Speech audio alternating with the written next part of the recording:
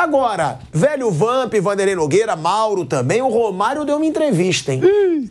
Romário deu uma entrevista e um dos assuntos foi o Gabigol. E aí o Romário, ele deixa claro, ele meio que compra o barulho do Gabigol, né? Por causa desse ano ruim dele no Flamengo. O Romário, abrindo aspas pra ele aqui, ele fala: é muito difícil fazer comparação. Foi até bom você falar do Gabigol. Por quê? O Gabriel, nos últimos 2 anos, tem jogado muito fora da posição na qual ele se consagrou como um dos ídolos da história do Flamengo. Se ele não voltar a jogar como antes, principalmente agora que o tempo vai passando e ele tem mais idade, ele vai continuar se fudendo. Ou ele volta a ser aquele cara lá da área para fazer o gol, ou ele vai ficar correndo errado, infelizmente. E aí ele continua: eu não sei se é postura. Claro que se ele, no entendimento dele, estiver se sentindo bem jogando onde ele está jogando, que é porra nenhuma, é um direito dele. Agora, se eu fosse ele, repensava: se eu fui o que eu fui, ganhei o que eu ganhei, fiz os gols que eu fiz jogando em uma posição e estou jogando errado, vou voltar para jogar na posição original? Vou voltar a jogar na posição original. E nessa posição que eu estou te falando que ele jogava, ele poderia até ser titular. Nessa que ele tá jogando, não vai ser titular em lugar nenhum, nem no Flamengo. Ele tá jogando errado. Ó, é bom deixar claro que o Gabigol, né, ele é da mesma galera ali do Romário. Eles são parças, é a galera que tá na noite, muitas vezes. Eu sei, inclusive, qual é a galera. Então, eles têm convivência. O Romário é um cara que sabe o que tá dizendo. Sim, ele tá direto com o Gabigol. Então, ele já deve ter falado isso para o Gabigol. Vocês concordam? Se ele está sendo um porta-voz do Gabigol, se é um porta-voz do Gabigol, ele está dizendo aquilo que é o que o Gabigol está sentindo. O Romário falou, eu acho que se esse desconforto for grande mesmo, eu acho que ele deve chegar no Tite e conversar. Se é apenas uma observação de longe do Romário, ele acha, é uma visão tática dele, está percebendo que o Gabigol está jogando menos do que pode, se jogasse numa posição diferente faria melhor, é a opinião do Romário. Agora, se ele tem essa ligação que você acabou de destacar aqui e sabe exatamente o que está passando pela cabeça e qual é o desconforto do Gabigol, eu acho que o Gabigol tem que conversar com o Tite. Eu acho que não tem que provocar um inferno interno, mas tem que conversar com o Tite e colocar para ele a dificuldade que está enfrentando. É isso que eu penso. Vamp. Tudo isso aí é conversado, né? Você viu que em algum momento... Mas você concorda com o Romário? O Gabigol está em posição errada? O Gabigol mesmo falou, lembra quando o Gabigol, a batata estava assando, que o Pedro começou a fazer o gol? Ele falou, não quero disputar na minha posição. Foi com o Vitor Pereira. Foi, né? Foi. Se resolve, o Tite está lá e conhece bem os dois, né? A gente convocou os dois para a seleção, né? Tá bom, mas você, como boleiro, jogador, você acha que o Gabigol tá na posição errada? Você acha que ele tem que, como disse o Romário, ele tá se fudendo. Você acha que ele tem que pedir pra jogar centralizado, que é o que o Tite tá fazendo com o Pedro. Mas, o 9 hoje é o Pedro. Ele quando fica... o Pedro. O que o Romário tá dizendo é isso. Então ele fica como 9, mas não... centralizado, ele vai barrar o Pedro. Porque ele pode... ele não fica preso que nem o Pedro, né? Ele movimenta pra caramba, né? Sim. É isso. Vai brigar pela posição dele com o Pedro, pronto. Mauro, você acha que ele tem que jogar centralizado? O Gabigol, que ele tem que pedir? Como disse o Romário? O Romário falou, se sou eu pedia. Mas você concorda com o Romário que se o Gabigol... Eu discordo de tudo que o Romário falou. Aliás, eu discordo quase sempre de tudo que o Romário fala. Então, mais uma vez, não é novidade nenhuma. O Gabigol tá jogando mal, porque ele tá mal, ele tá se arrastando, ele tá mal, ele tá sem mobilidade. O Gabigol, 2019 para cá, ele teve bons momentos também até o ano passado. Ele não melhorou em nenhum fundamento. Ele tem números baixíssimos, ele está levando quase 300 minutos para fazer um gol, ele tem dado poucas assistências, ele tem sido figura decorativa em alguns jogos. Na final da Copa do Brasil ele entrou, ele pisou na bola e caiu.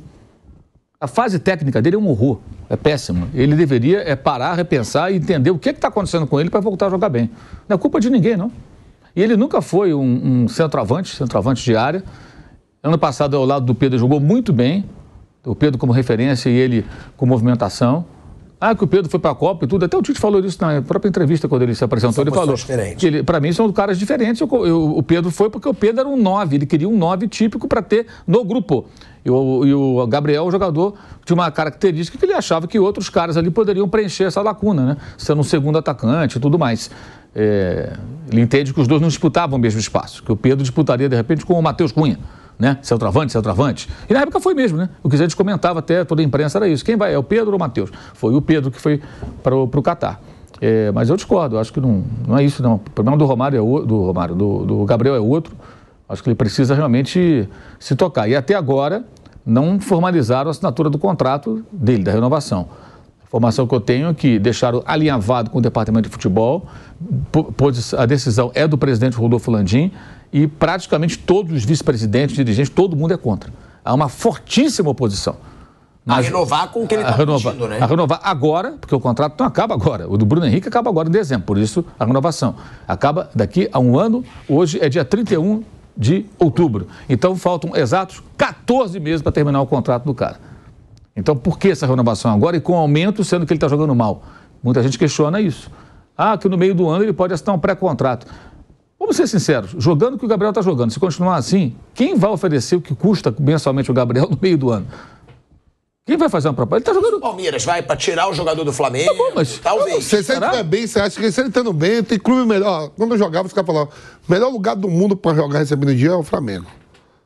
Não, sim, mas eu acho que vai ter clube que vai querer incomodar o Flamengo, como incomodou agora com o Bruno Henrique. Você acha que aquele ídolo do Flamengo, jogando bem, a torcida, caindo nas graças, sendo elogiado por todo mundo, ganhando bem, você acha que ele não mete a caneta? Esquece. Não, sim, mas o que é a crítica do Mauro... Eu sei, o Flamengo tem que segurar. Ele não tá jogando e tá pedindo pra renovar por 4 anos, ganhando 2 milhões de reais. Vamos supor, não tem que ter medo do Flamengo. Se ele estivesse jogando bem, poderia ser. Então, tudo bem. O Flamengo não tem que ter medo. O Flamengo, quando chegar a faltar 6 meses, quer sentar aqui, vamos renovar, tá bem, é tanto, tanto. Ele topa na hora, pô. E também tem um detalhe, acho que se surgir interessado é a chamada cascata. Surgir agora interessado. Né? Eu entendia que era mais fácil aparecer um interessado real mesmo, no caso do Bruno Henrique, acreditei nisso, acho que é um jogador muito importante. O Gabigol não está arrancando suspiros, então acho que ninguém vai aparecer para apresentar alguma coisa melhor do que ele tem no Flamengo. Acho. E o Everton Ribeiro, como está a situação? É a pergunta que eu faço. É isso, depois dessas renovações todas, o Everton Ribeiro tinha acordado, já estava praticamente acordado mais um ano. Agora já está pedindo 2. Já está pedindo 2 anos de contrato. Mas é tão simples, né? Você quer 2 anos? Muito obrigado, tchau. Mas é lógico, gente. É lógico. É verdade, mas abre um precedente, né, Mauro? Sim. Quando você vê Bruno Henrique acertando por 3 anos, Gabigol querendo 4, os outros vão pedir mais também. O que foi o Bruno Henrique vai fazer 33? Atenção. 30 de dezembro. O Everton Ribeiro, em abril, faz 35. Então ele é quase 2 anos mais velho. Quando o Bruno Henrique terminar o contrato dele, ele vai estar terminando, vai estar fazendo 36. Né? O Everton tiver mais um ano, ele vai terminar o contrato já perto dos 36. É mais ou menos a mesma faixa de idade. Quem fazia isso? Diferença de meses. Quem fazia isso muito era o Milan. Esperava o jogador. O Milan tinha jogadores mais velhos, esperava a temporada, quer ficar, jogou bem a temporada. O Milan fazia muito isso. Assim, eu acho o seguinte: o Everton Ribeiro, se ele for. Não ficar no Flamengo, for para um outro clube, você vai, eventualmente vai fazer uma boa atuação e a gente vai falar, olha como jogou o Everton Ribeiro. Alguém dirá, não, viu, o Flamengo abriu mão dele. A questão é o seguinte, a gente tem que entender isso. A demanda em alguns clubes é diferente de outra. Quando o clube tem dinheiro para contratar, a torcida exige mais e quer uma entrega maior. Que o Flamengo não está entregando nada esse ano, pelo contrário, até, do que deveria ser. O Everton Ribeiro não é mais um jogador capaz de ter aquela regularidade de atuações que ele apresentava antes. Então, ou ele entende que ele agora vai ser um reserva, já é um reserva, e vai entrar em alguns momentos. Por um bom meio tempo. Exato, quando ele consegue render. Ele não tem mais força para voltar, marcar, fechar os espaços, ajudar o lateral. Ele fazia isso tudo, e bem. É natural, o cara vai fazer 35, gente, não tem mais 25 anos. Vai ter uma queda, com o jogo toda hora, não vai jogar todos os jogos. O Diego Ribas, o Diego é muito esperto, muito inteligente. O Diego poderia ter ido para um outro clube. Porque ele pensou, para eu ficar num outro clube, recebendo com atraso, possivelmente, um clube que fica brigando para não cair ou apanhando, eu vou ficar no Flamengo, eu sou o capitão, dono do vestiário. Minha família agora daqui. Pra caramba. Tô aqui, entro alguns jogos, minha família está aqui adaptada, porque os meninos dele nasceram lá fora, só moraram no Rio de Janeiro. Então tem isso, todo mundo, por que eu vou sair daqui? Ele ficou por lá e foi renovando o contrato até encerrar a carreira. Jogava uma partida, jogava outra, vindo do banco. Se eu não me engano, pode jogar e mora lá no Rio. Sim. Continuou por lá. Ele mora no Rio. Continuou por lá. Os filhos dele jogam no Flamengo. Então, a realidade, assim, é que o Everton Ribeiro, ele que tem que entender. Agora, se o jogador quiser impor uma situação, o clube fala, obrigado, tchau. O clube tem que ter segurança de que mesmo que esse cara jogue bem amanhã contra você, que ele não está saindo... Você não tem que segurar o jogador porque ele não vai para outro lugar. Ele tem um direito de ir para outro lugar. Você não vai segurar o jogador porque a relação custo-benefício não é boa. É só isso. Porque você vai fazer um contrato com o Ribeiro até ele chegar com 36 anos para 37, por 2 anos. Faz um ano... E se você no ano que vem estiver bem, te renova de novo. Se você estiver voando com 37, 38, eu te renova outra vez. O caso do Bruno Henrique, eu já achei um exagero 3 anos. Mas tem um detalhe, o Bruno Henrique é um dos poucos jogadores que esse ano se salva. Que ele voltou de uma lesão grave e ele jogou muito bem. Então é um cara que ainda divide mais a torcida. A torcida fica assim, porra, é muito, mas é o Bruno Henrique. O Gabigol hoje está ao contrário. O Gabriel tem que ter autocrítica, gente. Isso que as pessoas falam, como o Romário... encontrando outros responsáveis pela má fase, eu acho, minha modesta opinião, mais atrapalha do que ajuda esse rapaz. Porque ele vai ficar, se ele embarcar nessa, ele vai ficar se enganando. Ah, não, é porque o posicionamento, não sei o quê. Não é. O Gabriel, ele é muito melhor do que ele está apresentando. E ele está perdendo idolatria de parte da torcida. Você percebe a torcida do Flamengo já mais incomodada, porque ele não está jogando bem. Aí ele sai de um jogo contra o São Paulo, que perdeu o título da Copa do Brasil, e dá uma entrevista, parece que está tudo bem. Uma naturalidade. Vocês viram o Gundogan no final de semana, a entrevista dele? Não. O Barcelona jogando em Barcelona, toma virada do Real Madrid no último lance. Bellingham, para variar. Parabéns ao Mick Jagger. Né? Exato.